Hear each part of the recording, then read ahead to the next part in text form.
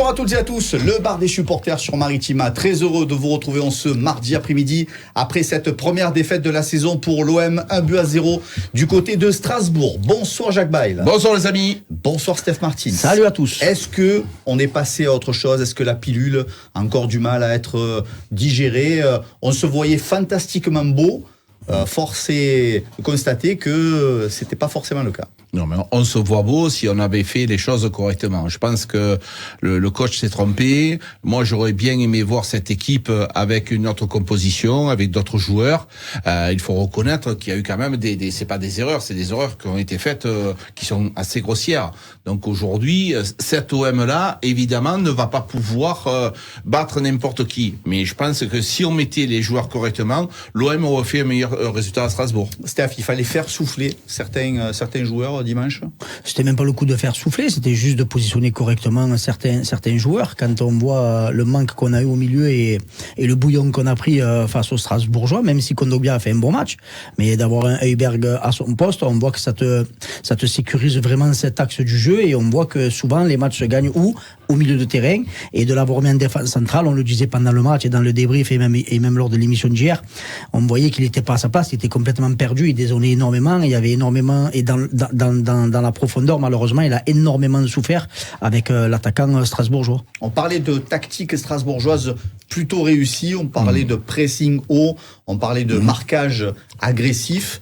Est-ce que ça y est? Est-ce que ça veut dire que les adversaires commencent à lire le jeu de l'OM? Oui, bien sûr. Mais les adversaires, dans tous les cas de figure, ils ont des analystes vidéo, des gens qui travaillent sur la spécificité des positions des joueurs, parce qu'on a une équipe assez atypique, et donc forcément, ils sont curieux. Et qu'est-ce qu'on peut faire pour les contrer? Donc, dans tous les cas de figure, tu vas avoir des équipes qui ont envie et qui auront une façon de jouer différente contre l'Olympique de Marseille. Donc ça, il faut s'y attendre. Et je pense que sincèrement, notre entraîneur a forcément un plan B, mais surtout, je te le dis, Marco, cette équipe-là, quand tu as des relances basses, il te faut des joueurs techniques pour pouvoir éliminer l'adversaire principal. Si ton joueur n'est pas assez technique pour pouvoir éliminer son attaquant adverse, tu t'en sortiras jamais. Les idées de De Zerbi donc n'ont pas fonctionné. Est-ce qu'il y a une chance de voir encore ces choix-là dans un autre match? Non, je pense pas. Non, sincèrement, je pense pas. Voilà, c'est un entraîneur très intelligent, un entraîneur de vraiment très très très renommé et très réputé au niveau européen. Donc voilà, après perdre des matchs, on en perdra encore. Faut pas non plus tirer à boulet rouge sur tout le monde. Il s'est trompé. Il a dit c'est dans les défaites qu'on apprend. Donc voilà, donc il va rebondir, le groupe aussi, et j'espère que ça sera fait dès vendredi face à Angers. Bon, il voit ce qui marche au fil des matchs, ce qui marche moins, et ça lui permet aussi de corriger tout cela dans la semaine. Il a tenté une chose qui n'a pas fonctionné. Ce qu'on regrette un peu, c'est qu'il aurait dû repositionner correctement à Hubert, quitte à faire descendre Kondogbia en défense centrale rapidement, soit au début de la deuxième mi-temps, ou même avant la fin. Tu peux leur dire, sur le terrain, il se passe certains messages lorsqu'il y a un arrêt de jeu, de le faire reculer, parce qu'on voyait qu'on prenait le bouillon sur le côté droit. Beaucoup de discussions hier dans le BDS pour revenir effectivement sur cette défaite et sur ces idées un peu surprenantes de De Zerbi à Strasbourg. Il n'a pas réussi son match, clairement, mais ce n'est pas le seul. Les joueurs eux-mêmes n'ont pas réussi leur match. On a beaucoup parlé dans le débrief avec Enzo d'Eli Wahi. Quelle est votre grille de lecture depuis son arrivée? Est-ce que Eli Wahi c'est quelqu'un qui va nous faire du bien prochainement? Est-ce que vous avez un avis un peu plus sévère? Non, moi j'ai pas un avis un peu plus sévère. Je pense qu'il faut être attentif. Alors évidemment qu'un numéro 9, normalement, c'est pour marquer des buts. Un gardien, il arrête des buts. Jusque-là, c'est la base du football. Par contre, quand il est demandé une certaine chose à notre numéro 9, notamment on lui demande de venir faire un pressing très haut sur le gardien, on lui demande de venir chercher le ballon très bas pour que les latéraux et les joueurs qui sont offensivement sur les couloirs puissent avoir plus de liberté. Donc tu vois bien que dans ton système, c'est souvent ou Luis Enrique au Greenwood qui marque des buts. Et donc c'est difficile d'être à ce poste-là. Je pense que les gens, si tu veux, ils ont tendance à croire que Neil Maupay, quand il rentre, il est toujours performant, Neil. Vraiment, il apporte autre chose. Mais ce qu'il apporte là, de la fraîcheur, il pourra pas le faire pendant 90 minutes. Il arrive à le faire parce que les défenses adverses, elles sont fatiguées et que lui, il apporte cette fraîcheur nécessaire. Le travail que fait Eli Wahi, il serait incapable de le faire. J'en suis persuadé. Et ce joueur-là, si tu veux, je pense que les gens n'ont pas conscience de ses qualités. Alors, tu sais pourquoi on en est là? C'est le match de Reims. Le match de Reims le tue. C'est-à-dire qu'il a manqué des occasions et là, les gens lui accordent plus de crédit. Mais sincèrement, comme on pouvait en parler de Balerdi, tu sais que j'ai été faire un défenseur de Balerdi pendant très longtemps, je pense que là, aujourd'hui, Eli Wahi, je vous rassure, il marquera pas 50 buts dans l'année, hein. Mais je pense qu'il pourra en marquer une dizaine, mais c'est aussi à cause ou grâce à la méthode de Zerbi. Eli Wahi en difficulté ou Eli Wahi esselé? C'est une grille de lecture qu'un auditeur a donné dans le débrief. Oui, il est très esselé, comme le dit Jacques, on voit tout le travail qu'il fait sur le front de l'attaque. Et son travail permet aussi de libérer énormément d'espace à un Greenwood ou à un Luis Enrique. Luis Enrique, il a 3 buts, Greenwood, il a 5 buts, voilà. Eli Wahi, il en est à 1. C'est clair, si avec le nombre d'occasions qu'il a eu face à Rennes, s'il en aurait mis 2 ou 3, il serait au même niveau que Luis Enrique. Mais voilà, c'est clair que quand tu es censé porter le numéro 9 et que tu es au bout de l'attaque de l'Olympique de Marseille, au bout de 6 matchs, tu t'attends à beaucoup plus. Moi, le premier, oui, il est esselé, mais oui, il va falloir trouver un système pour pouvoir l'alimenter correctement, parce que sur plusieurs phases de jeu à Strasbourg, on parle beaucoup de Zerbi, mais après sur le terrain, c'est les joueurs, hein. Quand ils font des mauvais choix, quand Brassil a 2 fois l'opportunité d'écarter côté droit et que ça part sur le défenseur central parce que il manque de justesse, quand tu as Amin Harit, au lieu de donner à Greenwood qui seul, il envoie Wahi en profondeur, c'est récupéré. Voilà, toutes ces petites erreurs-là font que aussi tu n'as pas pu être vraiment efficace face à Strasbourg. Donc, mais il faut qu'il soit beaucoup plus alimenté et qu'il soit trouvé dans les pieds. Là, il joue tout le temps dos au jeu. Il joue tout le temps dos au jeu. Sans arrêt. Voilà, donc maintenant, si tu veux un vrai avant-centre, ben, tu prends un mec de 1m85-90, longiligne, et tu verras que si les centres arrivent, il te plantera 10, 15, 20 buts dans la saison. Lui, c'est pas le cas. J'ai senti beaucoup de sévérité aussi dans le débrief, en réécoutant un petit peu, en vous écoutant d'abord et en réécoutant. Il y avait un auditeur qui s'appelle Zapi, je crois, qui disait, ça y est, on l'a perdu. On l'a perdu pour le reste de la saison. Est-ce que vous le trouvez sévère? Est-ce que ça ressemble à un contexte, une situation qu'on a connue avec Vitinha? Comment vous voyez les choses? Non, je pense que bon, c'est bien sûr les Marseillais sont sévères, hein, et donc on le sait quand tu sévères rapidement. Voilà, quand tu as un chiffre en face qui est énorme comme Vitinha, eh ben forcément tu en attends plus que les autres. Et jusque là, c'est logique. Si tu achètes un joueur 30 millions d'euros, tu attends autre chose que si tu l'achètes 3 millions d'euros. C'est tout à fait logique. Moi, ce que je veux vous dire, les gars, c'est que ce joueur-là, on lui demande trop de choses, et donc il va falloir que les supporters soient patients et surtout pas de l'enterrer rapidement comme ça. C'est pas possible. Il y a du talent. Quand tu vois les contrôles qu'il fait, quand tu vois l'orientation de jeu qu'il fait, quand tu le vois jouer dans les petits espaces, il a une qualité, un toucher de balle hors du commun.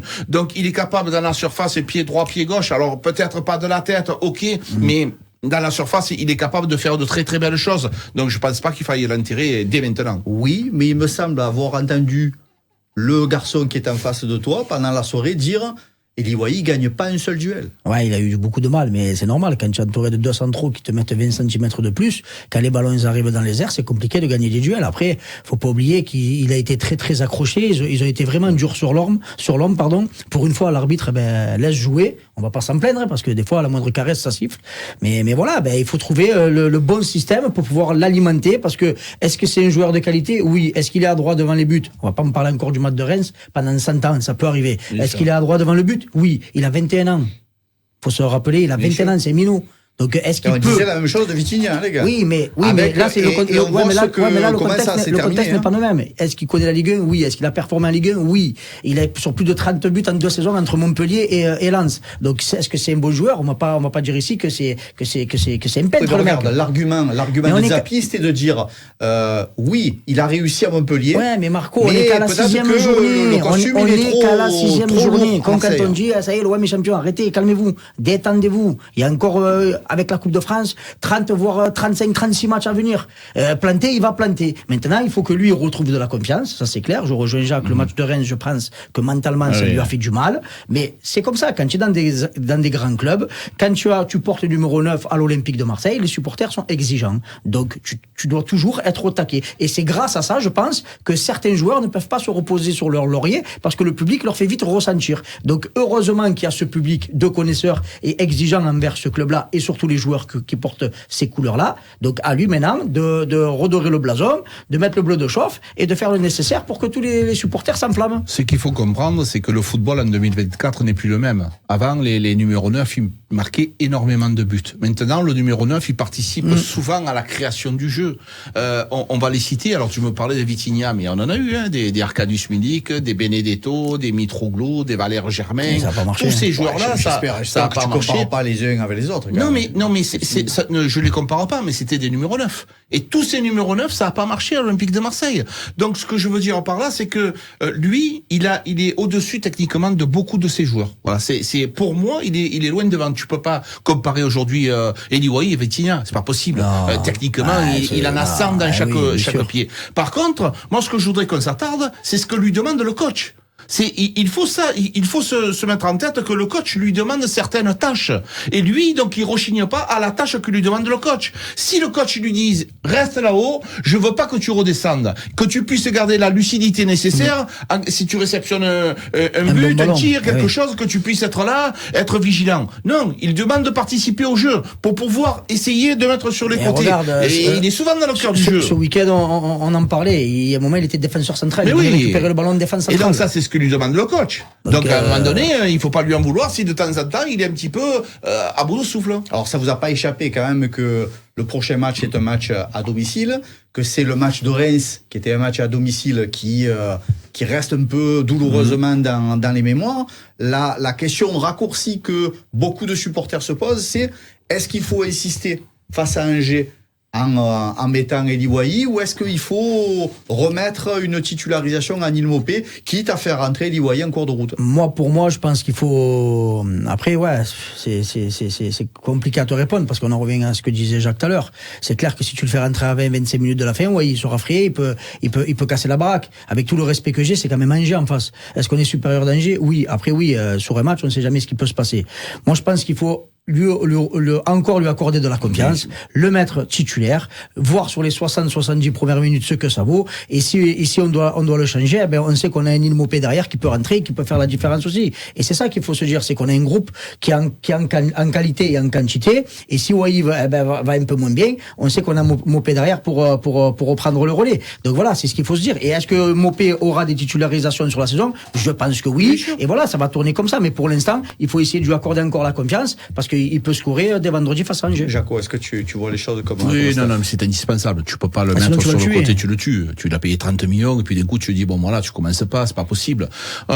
Les gars, je vois aussi que Neil Maupay, c'est un bon joueur, mais ça n'a rien à voir avec Eli Wahi. Aujourd'hui, techniquement, Eli est supérieur. Les supporters vont te dire, oui, mais le ratio, le ratio, c'est de minutes jouées, et les stats, et tu leur diras que s'il commence Neil Maupay et qu'il marque pas de but et qu'il est perdu, donc tu auras perdu Neil Maupay, tu auras perdu Eli Wahi. Donc il y a un numéro 1, c'est lui. Oui. Donc à un moment donné, il faut aussi... Qu'est-ce qu'il a eu comme occasion, Eli Wahi, pendant le match? Il n'a pas un ballon. Harit, il n'a pas eu un ballon. Donc il faut... Moi, je pense sincèrement, sans être méchant, que le match... c'est la faute de Zerbi. Voilà. Tout ce qu'il a construit, tout ce qu'il a mis en place contre Strasbourg, ça allait pas du tout, les gars. On peut pas en vouloir aux joueurs. Même si on peut pas mettre 100%, c'est pas possible. Mais 80%, je mets la faute sur le coach. Voilà. Parce que les joueurs, ils ont été en grande difficulté parce qu'ils sont pas à leur poste. Quand tu vois Koné, au milieu récupérateur, c'est pas son poste, c'est quelqu'un qui va partir de l'avant rapidement, à la place de Harit, à la limite, mais je le vois pas, c'est pas lui un récupérateur.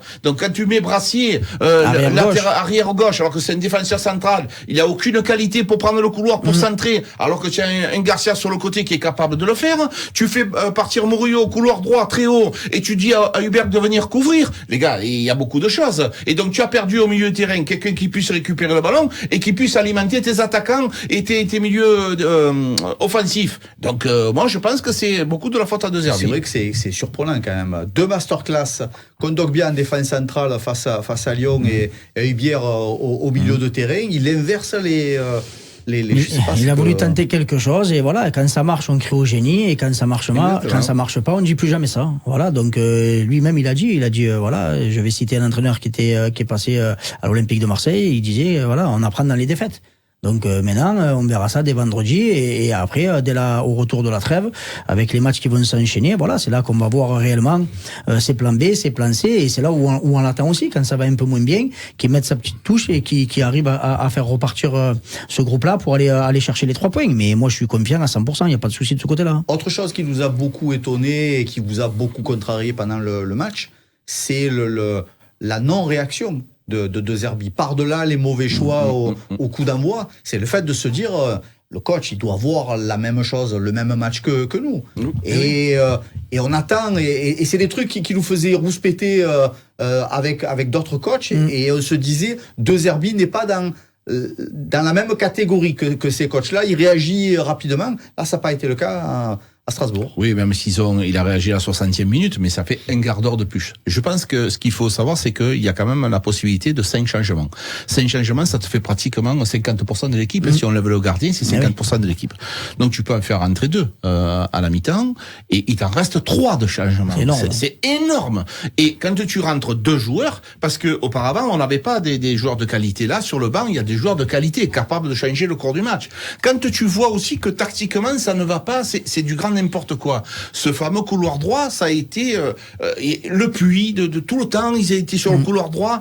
On a pris l'eau tout le match. Donc tu dois réagir rapidement. Donc personnellement, je suis étonné. Je serais curieux de lui poser la question au coach en lui disant, coach, pourquoi il n'y a pas eu cette réaction si nous on l'a vu. Alors encore une fois, comme on disait avec Karim, nous c'est facile, on est dans le fauteuil et quand c'est fini, on dit ce qui va pas. Ça c'est le bon rôle. Mais quand même, on a juste besoin d'explications, parce que là il y en a besoin. Alors évidemment il te dit ouais mais bon j'avais les 3 gauchers, mais ça fout. Moi si je préfère un gaucher à son poste qu'un droitier qui est pas son poste, Marco. Voilà, je préfère 3 gauchers, mais c'est leur poste plutôt que là c'est du grand n'importe quoi. Voilà. Match laborieux d'une manière générale de l'équipe, match laborieux aussi d'un garçon comme Amin Harit qu'on a encensé depuis le début de la saison. Karim hier dans le BDS avançait une idée de positionner Mason Greenwood en position centrale derrière les attaquants. Est-ce que c'est quelque chose que vous trouvez séduisant? Ça peut le faire. Est-ce qu'il a le talent pour? Oui. Est-ce qu'il a la technique pour? Oui. Donc maintenant, en faisant ça, est-ce que tu plombes pas Harit et Carboni que tu as pris, soi-disant, pour suppléer Amin Harit depuis le début de la saison? Je crois qu'il a plus de 50 minutes de jeu. C'est trop peu. On a besoin de voir ce qu'il vaut. Il y a une option d'achat, je sais pas si on la lèvera, mais avec un prix exceptionnel de plus de 35 millions d'euros. Donc on veut voir ces qualités-là. Du peu qu'on a vu, on voit qu'il a un bon pied gauche, il a une bonne vista, mais il faut qu'on le voie plus que ça. Est-ce que il peut jouer dès vendredi? Pour moi, oui. Pour moi, oui. Il va falloir au moins 4 ou 5 changements sur le 11 qu'on a eu face à Strasbourg vendredi pour redynamiser cette équipe-là et pour qu'elle reparte de l'avant, notamment à domicile. Voilà, on en a besoin. Il faut les 3 points et il faut que ces joueurs-là, on puisse réellement voir leur talent. Moi, je trouve que c'est une très bonne idée. Je trouve que c'est une très bonne idée parce que c'est lui qui est capable d'éliminer. Il a un talent extraordinaire. Il peut être plus dangereux dans cette position-là. Oui, mais il le sera forcément. C'est un talentueux. Quand tu avais Ben Arfa dans l'axe, capable d'éliminer 2-3 joueurs, il est capable de dribbler 5 joueurs, de faire une passe D ou d'y aller tout seul.